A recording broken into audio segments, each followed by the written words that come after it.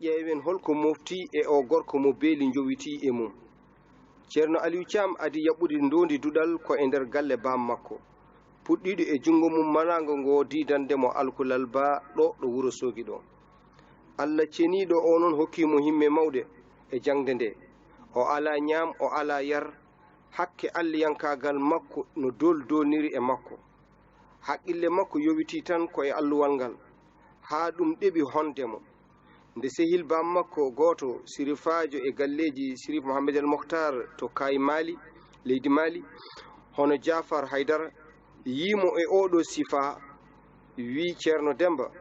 himme ngel ɗo cukalel ina mawni no feewi e duuɓi ɗi o yarata ɗi sodanmo fuku koyngel walla radio fecca haqqille o ko ni woni o sodana fuku bal pelle makko cettima e nde pettata bal nde o jeeya koye fettiyankoɓe mawɓe ɗum wursoginaɓe cettima ɗum ina wayno ko Sirif Jafar woppinimo Qur'ana ɗum woni o eggi ɗon caggal nde bam makko rokkimo lawol tijaniya jokkoyde jangde sariya o fayi Matam to Ceerno Hadi Ba o darse mum fodde lebbi 6 gandal biyetengal lugha woni ɗemgal arab caggal ɗum mawni ko sahle ittimo toon ɗo Matam nayumo to Dakaru to Ceerno Abdoullahi Hamidine Ly o gorko noon ko ndulumaji najo kono jooɗi ko ɗon ɗo lamorgo Sénégal o jangi e o gorko 21 fannu teɓe gondi duuɓi 14 nde o namda mbete ɗi fannuji fof ina jange e duɗal makko he o jaabi ko laaɓi jilɓani hande jangde ala yonto joni jangata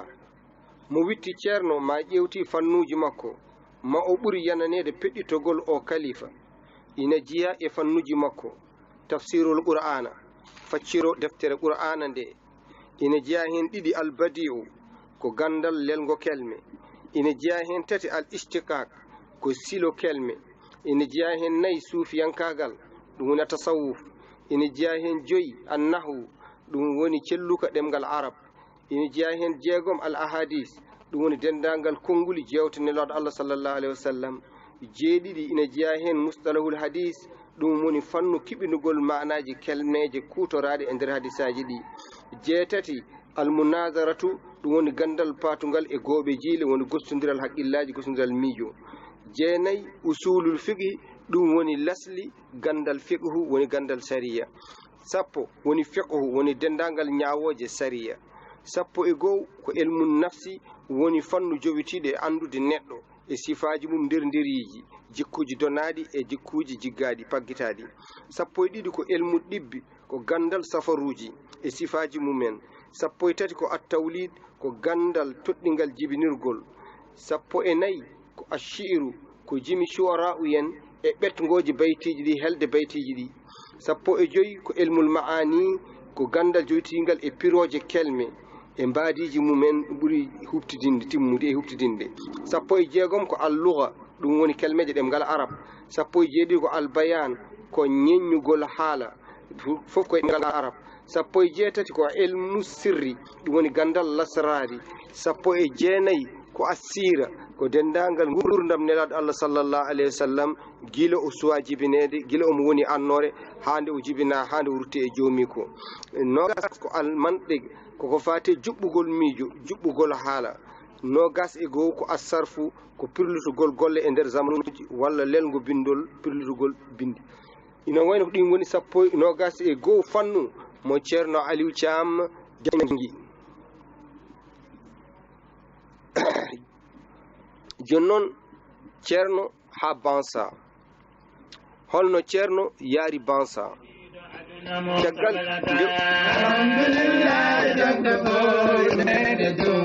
seydi Thiamel ka moƴƴo tampanɗo janngo mom duuɗiɗo aduna mo sohlata seydi Thiamel pewal e ngal koye sifaji ma muñal e ɗum koye jikkuji ma seydi Thiamel pewal e ngal koye sifaji ma muñal e ɗum koye jikkuji ma seydi Thiamel ka julɗo laatuɗo mo ɗoñata tufino tuɗo mo tunwata Baby Cham ka juldo la toñata sufi yono do matunwata alhamdulillah jaddo yimene duma Baby Cham ka juldo Allah sahaji fo ete yota ka dunyata alhamdulillah jaddo yimene duma Baby Cham ka juldo Allah sahaji fo ete yota ka dunyata alhamdulillah jaddo yimene duma Baby Cham na fo wana to julbe fo kalo gonga mo malata alhamdulillah jaddo yimene duma Baby Cham na fo wana to julbe fo kalo gonga mo malata Ceerno ha Bansan caggal nde o timmini jangde makko o feɗɗiti e dendagal defte gande l'islam darseteɗe e duuɗe Fuuta ɗe hono qur'ana sariya sirru e ko nandi hen to serenɓe makko hohoɓe to wuro Soogi Matam e Dakaru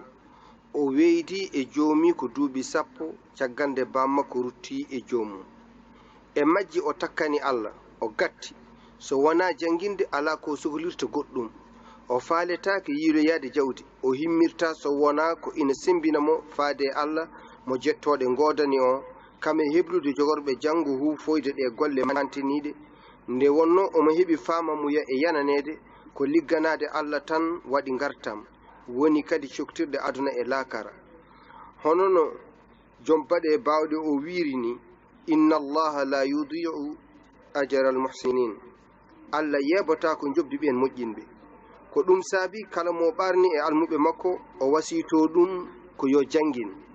o andina ɗum kala ko ina heɓe nafta nimsa ala yitete ko e dow ko ɓe goni e dow mum ko so janginde o fiyaniɓe yeru tabitɗo yeru tabitngu o mahi suudu Allah labandu e nder galle makko ngarɗuɗo omo wawani hirande makko ko yettude Allah omo neemi tawi o yahani Europe walla Amérique o yaltani wuro Soogi tawi fof koye almudagal jawetegal ngal heɓa ɗum woni e nder ɗinɗon duuɓi 10 hono no bammakko wanno ni kankone omo hebluno nokko gila omo famɗi e doppere wotere sara wuro ogo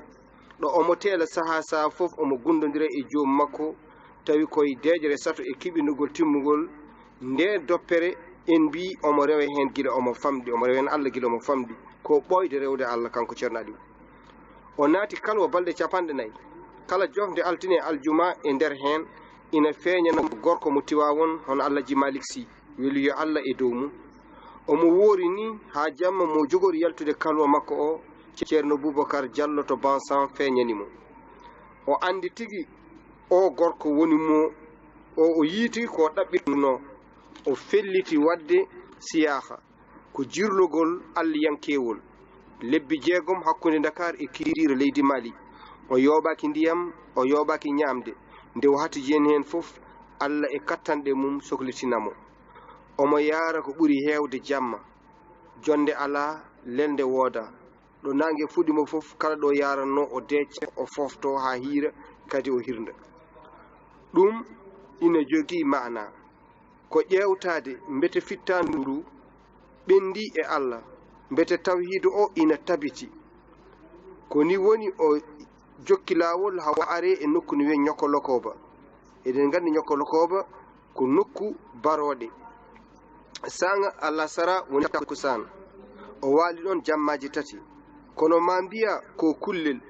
hakke no wayi wowdirde e suusodirde e kon kullon kamɓe baroɗe gonɗe e nder hen ɗen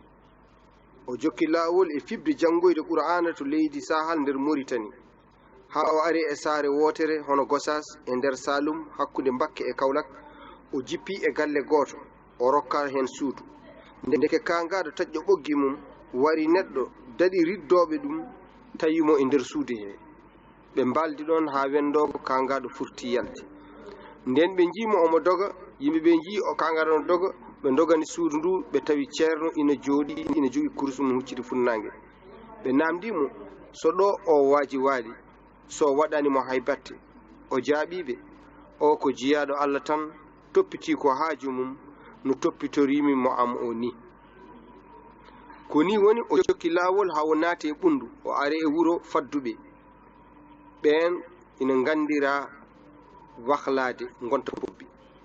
nde yano ha hiiri o felliti hirndude jaatige makko wimo ɗo hirndetaki kono kanko ko ɓenduɗo e kirndol makko o duusimo ha caggal saare to juuɗe ɗe gontin takke leeɓi barogel gone yaltude e ɓandu he ceerno faami tigi o woni koye wahlade o ƴetti jungo makko o fawe dow hoore he woodi ko jangi jaatigi o deeƴi seeɗa caggal ɗum mosmosi rutti